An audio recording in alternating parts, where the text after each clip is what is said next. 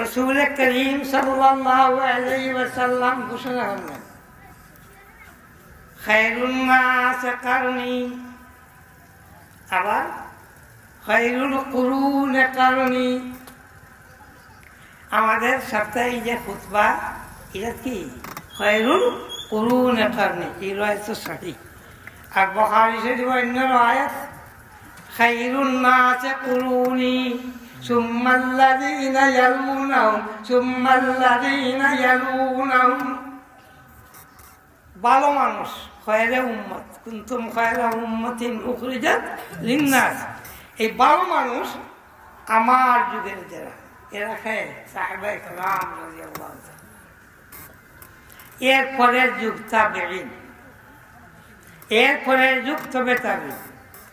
এই তিন যুগ ওদেরকে যারা মানিয়া চলে, ওদের ইলমে ইলমওয়ালা হয়, এরার নাম আলিম। আর যারা এই কুরুনে সালাসা তিন গুলো মানে না, যে কোনো এক গুরু সম্পর্কে বৎসমালোচনা হলে সে আলিম না, এটা শয়তানের ছেলা।